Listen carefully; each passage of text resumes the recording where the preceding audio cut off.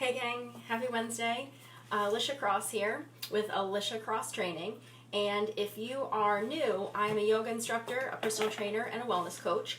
I have over 18 years of experience working with clients and students. And fitness is not my side hustle. I do this full time, 24/7. I eat, sleep, and breathe this stuff. And my mission is to help you understand that you are not stuck, you can make changes, and that change starts with the foundation of health. And I do that by merging the sciences of nutrition and exercise with the ancient philosophies of yoga and Ayurveda. So I am here to help you, to keep you accountable, to motivate you, and to cut through the confusion, especially when it comes to diet and exercise. And I want to help you reach your goals. So I go live here every Wednesday at 10 a.m. So if you have found me live, thank you for being here. Say hi, give me a wave. And if you are catching the replay later, thank you for being here. And whether you are watching live or watching the replay, you can post a question at any time and I will respond. So today, what I wanted to talk to you about was hydration. So you hear me talk about this all the time, about the importance of drinking water. And I found a really great article, and I just wanted to go through a lot of the highlights that jumped out at me. So this is from a trade publication, American Fitness. So this is from AFA. And AFA is where I did my Group X certifications. And then when I stopped teaching at the gym, I let the Group X certification go. But then AFA was bought by NASM, which is who I have my personal training certificate and my nutrition coaching certificate through NASM. So they bought AFA, so now I'm back to getting these magazines, which are really cool. And one of the things I really liked about NASM is they're very heavily science-based. So everything is, research-based. And so this article on hydration is just backed up by science, backed up by a lot of research. If you want to see the article, if you want me to share the article in the comments, let me know if you're interested in kind of seeing the studies and diving deeper into that. But you'll get a lot of great information out of this. And if you have questions, just let me know. Okay, so I talk a ton about hydration and staying hydrated. And what this article said is that hydration is not a yes or no, it's a spectrum. So you can be underhydrated, you can be optimal, or you can be overhydrated. You can have too much water. So too much of a good thing is not a good thing. So we'll get into that. Our body is made up of water. We know that. We're made up of a lot of water. And all of our actions and processes that are happening, they need to happen in water. It is necessary for transportation, lubricating our joints. It gives form to our cells. It helps us to eliminate waste. And it has an impact on all of our systems. So cardiovascular system, renal, which is your kidneys, endocrine, which is your hormones. So I've been diving deeper into hormones and the role that the hormones play in not only the way the body looks, but also how we feel physically and how we feel emotionally. So hormones, that's your endocrine system. So here's a fun fact. So let's see. People who drank 16 ounces of water increased their energy expenditure, meaning the calories they've burned at rest, by 30% for up to 90 minutes. Okay, so you burn 30% more calories after drinking 16 ounces of water. This is important because the majority of the calories that you burn in your day are at rest. They are not at the gym. So the trick that we always want to do is to get the body to burn more calories at rest. One of the ways we do that is by building muscle. Remember, muscle burns more calories than fat. So this is saying another way we can do this is by drinking water. We're going to increase the amount of calories we burn just by drinking water. So 16 ounces. This is my 16-ounce cup of water, so that's about 2 cups. The total amount of water in your body represents about 50 to 60% of your total body mass, or 70 to 80% of fat-free mass. So fat is hydrophobic. So you think oil and water, they don't mix. So the water is in everything but your fat. It's not in your fat. So this is the argument people make of why, one of the reasons why you need to drink more water, and we'll get into that more. So let's talk about this myth of you need 64 ounces, 8 8-ounce glasses of water a day. So what you lose, the water that you lose in a day, you lose it in respiration as water vapor. So if you watched my video on breathing, I talked about the importance of breathing out through the nose, because you retain more moisture when you breathe out through the nose than when you breathe out through the mouth. And the example you can see of that is when it's cold outside and you breathe out through your mouth, you can see your breath, that's the water vapor. And if you are going to clean your glasses, to fog up your glasses, you breathe out through your mouth. So that releases more water. So that's why it's important to breathe through the nose, but some moisture is lost when you breathe out through the nose. Water is also lost through insensible sweat, so the sweat that happens before you even notice it, as well as losing it through waste, through urine and through bowel movement, and then also through sensible sweat that you feel.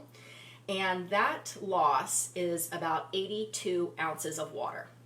So if you're following that old myth of 8-ounce glasses of water, 64 ounces, you are not even breaking even for a day where you're not even working out.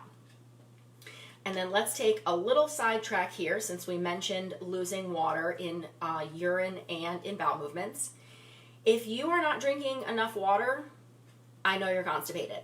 You need to drink water to keep yourself regular. And if you're constipated, you don't feel good, you're bloated, you probably don't want to go work out. You probably don't want to go out and do, anything fun.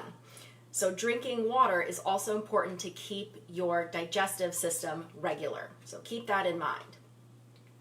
Now this 82 ounces of water lost does not account for exercise and just being outside on a hot day or being in a hot environment. This is why I suggest 100 ounces of water a day. So that is covering that loss that's going to happen inevitably, and it's also going to cover moisture or water that you lose sweating. If you are a heavy sweater, you're going to need more water. And as a matter of fact, some recommendations are even higher than mine. So let's see. Well, about the same. So they quote here the National Academy of Medicine, formerly the Institute of Medicine, and they say that adequate daily water intake for males is 125 ounces a day, and for women is 91 ounces. So pretty in line with what I'm suggesting. Obese people need more fluids due to their metabolic rate, their bodies, and their body surface area. So overweight, there you go. You need to drink more water than even these recommendations here. Okay, so dehydration is a 4% drop in that total body water. So the total body water that's making up 50 to 60% of your body mass. So 4% drop, that is technical dehydration. But a loss of a little as 2%, you'll noticeably diminish both mental and physical function. Now your body, it is able to overcome and adapt, and it's easy for you to walk around in a state of being mildly underhydrated. When we talked about it as a spectrum. So 1 to 3% loss, you kind of walk around in this mild state of being low hydration, underhydration, and your body just makes up for it. Now this is, do you take your body weight divide in half? No, Carlin, so good question. I know a lot of people are saying that you take your body weight, divide it in half, and drink that many ounces of water. So the part that you missed is what you lose in a day, not even counting sweating, is 82 ounces. So 82 ounces before you even start sweating. So that old myth of 8-ounce glasses of water, 64 ounces doesn't cover it. Let's say you weigh 150 pounds and you drink 75 ounces of water. That's not even cover what you lose before you work out. So I suggest 100 ounces of water. Something they quote in here is 125 ounces for males and 91 ounces for females. But thank you for the question. Yeah, so jumping back to, dehydration. So your body can cover for you if you're kind of walking around at 1 to 3% loss. But the very mechanism that allows your body, yes, it is a lot of water, that very mechanism that allows your body to make up for those shortcomings, that is what can lead to problems. And that's not just with hydration, that's with anything. So a lot of you will have an issue. Why all of a sudden is this happening? Why all of a sudden, yes, there is such thing as too much water. Yes, I'm going to get to that. Why all of a sudden is this thing happening? So if you're having some kind of health issue or some kind of physical pain or something that's happening, and you didn't have a traumatic accident, you didn't fall, you didn't hurt yourself suddenly, just something is, you feel like it's suddenly happened. It's not suddenly happening. Your body has just been covering for you for years or decades, and now it can't anymore. It can't cover. And that's exactly what happens with hydration. Your body covers for you until it can't. And you can think of this like something in your car. If you're not taking care of your car, or you're just, neglecting it, or you're, driving it, rough, you're going to need to replace things faster. So some things are just going to naturally wear out with wear and tear, but if you are not taking care of it, or just not doing what you need to do, things run out faster in your car. Same thing in your body. If you're not taking care of something, it's going to break down. Let's see. If you are dehydrated, even just that slight loss of 1 to 3%, so just low hydration, it negatively affects your mood, your cognition, your metabolism, your kidneys, your cardiac health, and possibly having implications for your immune system and cancer prognosis. So that's some pretty heavy stuff. Water is necessary for everything in your body. So I'm hoping that you're starting to grasp how important that is. It's not just, it's no small thing. It really is important to the way not only the way you feel day to day, but your long-term health.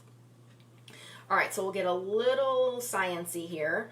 I'll try to keep it simple. Okay, so you have water in your cells, and you have water between your cells, and you have water in your blood, in your plasma. Your body prioritizes the water in your blood, in your plasma, at the detriment of anything else. So it's going to pull the water out of your cells to get it into your blood plasma.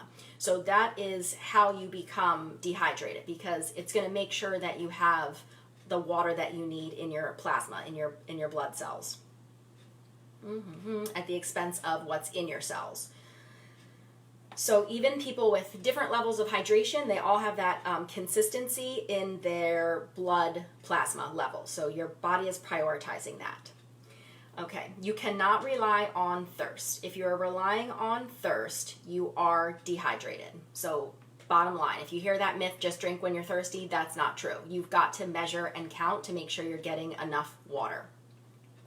Okay, so the electrolytes are charged particles, and inside of your cells you have potassium, and outside of your cells you have sodium.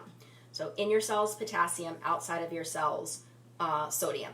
We lose sodium through sweat. If you are a salty sweater, you need more water than even what I'm recommending. The way you know if you're a salty sweater is if your clothing has a white residue on it when you sweat. When the sweat dries, there's this white chalky outline. That you are losing more salt than normal, and you need to drink more water and also get your electrolytes, replace that sodium and potassium. And electrolytes are usually like anything that ends with the IUM. So sodium, potassium, there'll also be things like magnesium, even some calcium in your electrolyte drinks. Okay. Oh, and okay, here's the thing. So the fluid from sweat is drawn out of your blood plasma. So this is where we connect the dots. So you sweat, it pulls it out of your plasma. Your body prioritizes that plasma, so it's pulling it out of the cells, and that's how you get dehydrated. Our body has mechanisms to keep salt. Salt is so important. Hi, Stephen. Salt is so important. Your body doesn't let it go through urine. There's a couple different filtration processes through the kidneys to reabsorb sodium. Your body never lets that go. That is why, people who have issues with, high blood pressure, they have to watch their sodium, or they have to take diuretics, because sodium is so important. Our body never, ever lets it go through urine. It's always retaking it back up. So it is important. Sodium is important. Let's see.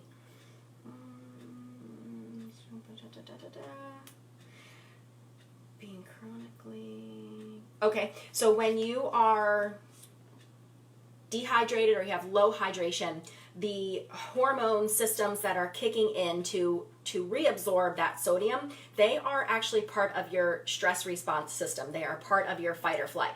So if you are chronically dehydrated, you are chronically in that low level of stress. Your body is producing more cortisol in order to make up for this deficiency that you have and to absorb more sodium and water back out of your urine. So this is another reason or a way that being chronically underhydrated will affect your long-term health. Remember, this is the problem with stress. It's that chronic low-grade stress that leads to problems with the immune system and everything else down the line. So one of the ways that you can manage your stress is by drinking enough water every day, 100 ounces. Water is dependent on fat-free mass. Remember we said fat is hydrophobic. Fat doesn't love water. Remember, oil and water don't mix. It's your muscle tissue that is holding on to the water, or just anything that's fat-free mass. So as you age and lose muscle, you are also setting yourself up to be in those chronic states of underhydration. So even more reason, as if we need even more, that you need to strength train. We start losing muscle, around 30, 40, we're losing that muscle tissue. You have to strength train. You have to maintain it and put it back. And that will help you to retain more water in your body. Here is, I'm going to show you this. Hopefully you can see it. So you can check your urine to see if you are hydrated. Okay, so if your urine matches 1 through 3, you are well hydrated. So if you can see 1 through 3 over there. And then if you are at a 4, you are slightly dehydrated. And then, oh my goodness, if your urine looks like that, I don't even know. And then I'm going to take a little sidetrack here since we're talking about urine. I had one of my clients say that they had a visit with a physical therapist, and the physical therapist said, well, if you are, urinating every hour, that's too much. There's a problem. Hi, Danielle. That is only a problem if you are not drinking a lot of water and only a little bit of urine is coming out. That means that you have a weak bladder. You can't hold on to even a normal amount of urine. If you are drinking a ton of water and you're going to the bathroom every hour, which is going to happen, but a lot is coming out, you're okay. So keep that in mind in case you've heard that, it's not healthy to urinate every hour. It just means if you're not drinking a lot of water and only a little bit is coming out, then your bladder may be weak. Okay. Dehydration can also lead to an increased production of urea. So that is a compound that you find in urine. And that urea comes from tissue breakdown. So even when you are getting enough protein, if you are dehydrated, your body is breaking down your muscles. You do not want that. So I talk about things you need to do to maintain your muscle, like eating carbs after a workout. Drinking water all the time will prevent your body from breaking down the muscle that you worked so hard to earn in the gym. Higher risk of chronic disease, including type 2 diabetes, kidney disease, and metabolic syndrome, which is a combination of abdominal fat, insulin resistance, high blood pressure, and persistent inflammation, are all associated with being underhydrated, chronically underhydrated. And again, this is all about chronically. So if there's a day that you don't drink enough water, fine. But if you're walking around all day long, just barely getting 20 ounces of water a day, this is you. I want you to start, hearing this and thinking about this. And a big part of this is because of that hormone that is being released to combat you being dehydrated, that is part of the stress response system. And you do not want that metabolic syndrome and that type 2 diabetes. You don't want that, and that is preventable. That is not hereditary, that is not genetic, that is a result of lifestyle. The way you eat, if you're not moving, if you're carrying around extra weight, sure, you're from your family of origin, you may have learned some habits, or you may have just a body type that holds on to more weight, but what you do every day in your lifestyle, that's what's going to prevent type 2 diabetes and this insulin resistance, which you do not want. Let's see. So what happens when you have diabetes is you are taking in water, but it's just going right through you. So it's just going in and out. So you're chronically in this state of dehydration. Your cells are dying of thirst, even though you keep taking in the water. Let's see. A range of other diseases are also associated with hypohydration, low hydration, heart failure, vascular dementia, cognitive impairment, IBS, cancer, and premature death. So again, I hope that you are really feeling the weight and the importance of water. Water is, we're very fortunate. Water is abundant, it's free, or you can, get bottled water. It's an easy fix. That, if you want to start doing something to improving your health, drink water. And the water is absorbed in your small intestines, and it depends on how fast your stomach empties into the small intestines. That's how fast you can absorb water. So if you are drinking little sips of water throughout the day, while it's good to do that, just know that you will actually be hydrating slower, because the more water you take in, up to 20 ounces, the faster your stomach empties and the faster your small intestines absorb the water. But now let's look at what's 20 ounces. So this kind of typical size water bottle, I believe this is like 22, 24. You probably don't want to chug 20 ounces at once. That's probably not going to feel good. So just take that in consideration. So you definitely don't want to drink more than this at once, but you probably don't want to drink this much. If you are drinking things that if you're drinking like fruit juice or something that has sugar in it, that actually is going to slow the gastric emptying. So you want to be careful that if you're doing sports drinks, they have 2.5% or less of carbohydrates, because you do want a little bit of carbs in your sports drink or your electrolyte drink, because that does kind of help you to absorb. However, if it is really heavily sweetened or you're drinking fruit juice, that's going to slow down the rate of absorption. 6% or higher slows gastric emptying. And a lot of sports drinks could be sweetened with fructose, and so that's, again, that same problem with fruit juice being absorbed slower. It's just more things that your stomach has to break down. Water deficit. So if you are working out and you're already in a deficit, it's going to increase your cardiovascular strain, so it raises your heart rate, and it raises the rate of perceived exertion, and that's no small thing. If you're doing a workout and you perceive it to be harder, you're going to get less done, or you're going to finish earlier, or you're just not going to be in a great mood. It's that perceived exertion. If you feel like it's easier or you're enjoying yourself, you're going to do more and get more done. So just how you feel during a workout is going to be affected by how much water you drink. If you're dehydrated, it reduces your endurance, it shortens the time to exhaustion, and it actually decreases muscle strength and power as well. So whether you're having a cardio day, a strength day, an interval day, a steady state day, you need to make sure that you are hydrated. And I don't think they talked about this in here, but what I recommend is you don't want to wait till you get to the workout to start hydrating. So I say 60 to 90 minutes. That's when you should have, maybe you're almost 20 ounces of water. And if you're doing a sports drink, if you're a heavy sweater, maybe you're having some electrolytes before, during, and after to make up for the salt that you lose sweating. But yeah, don't wait till you get to, if you're drinking coffee all day long and you get to the gym and start drinking water, it's too late. You got to prepare for that. Just as you would have your, pre-workout snack or your pre-workout meal, you got to do the same thing with your water. You got to be hydrated before you start. All right, here we go, Carlin. Too much of a good thing. So drinking a lot of water can be fatal, and I mean a lot. I remember years ago, I think when I was a kid, there was a story, maybe you remember it, of I think a radio contest where they, make people do crazy stuff, and so the person who could drink the most water was going to win the thing, and I don't remember how much this girl drank, but she died from drinking all of the water. So not cool. And I think that's where we really learned that you can't just drink a ton of water. That's not smart. And it's called hyponatremia. So your salt is too low relative to the amount of water you have in your body. Let's see. So if the blood levels of the sodium become low, your osmotic pressure in the extracellular. Okay, so the water that is in between the cells, that decreases because your body is maintaining that delicate balance inside the cell, outside of the cell, in the blood plasma.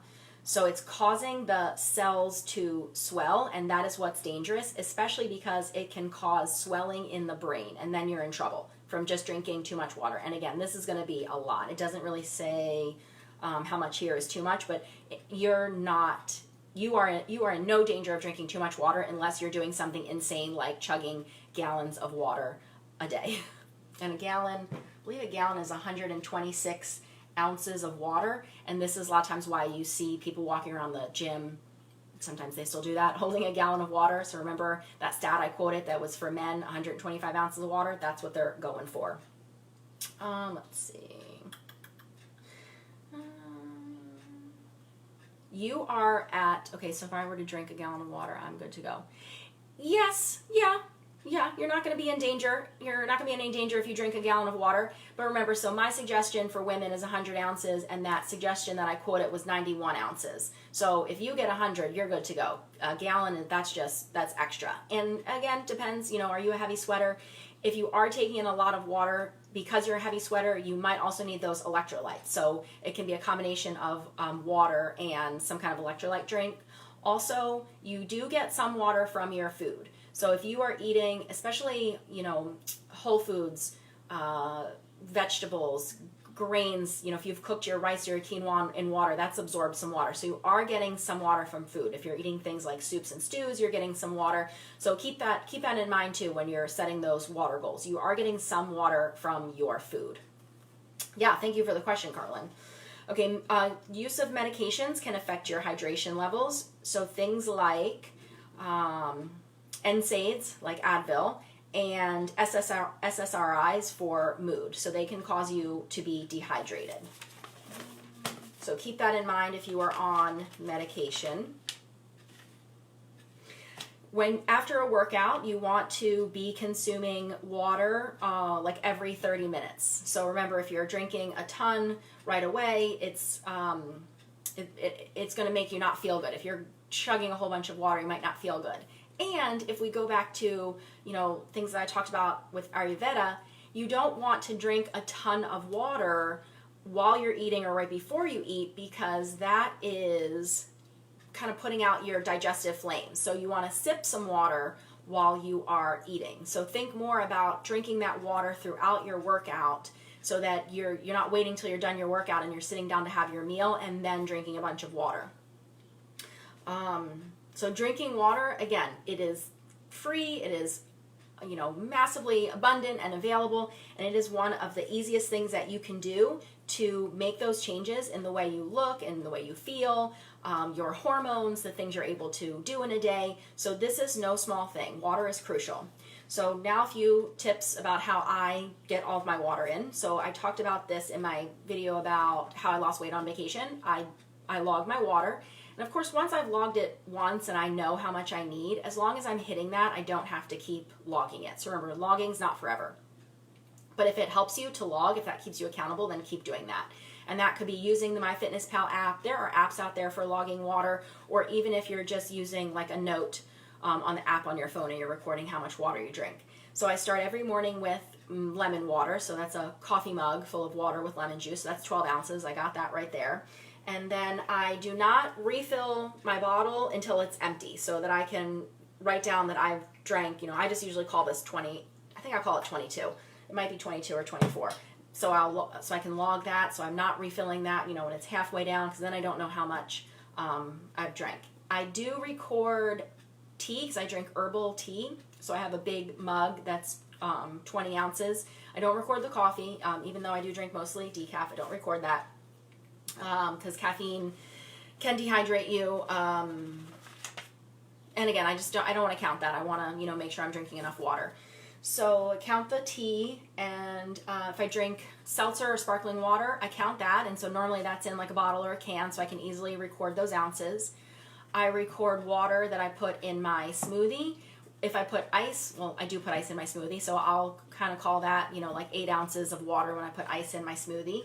And then I have these really cool steel pints. Well, these are Robert's, but these are 16 ounces. So I know that I'll either finish this before I leave for the morning, or if I don't finish it in the morning, I just come home and finish it, and I know I can record 16 ounces. And then if I refill it before I go to bed, I take it with me into the bedroom, and when I get up the next morning, I might log it into MyFitnessPal and then close out my food log for the day after I've recorded this last little bit of water that I have drank. And if I drink half the cup, then I just record that. So again, I know pretty much what I need to drink. throughout the day to hit my goal. So I don't have to log it. I just keep doing the same thing. So let me know what has worked for you for hitting your water goals. Do you have one giant water bottle? Do you fill up a few water bottles throughout the day? How have you hit your goals? And if you are right now currently somebody who's drinking 20 or 30 ounces and you know it's not enough, I don't want you to jump right to 100 ounces.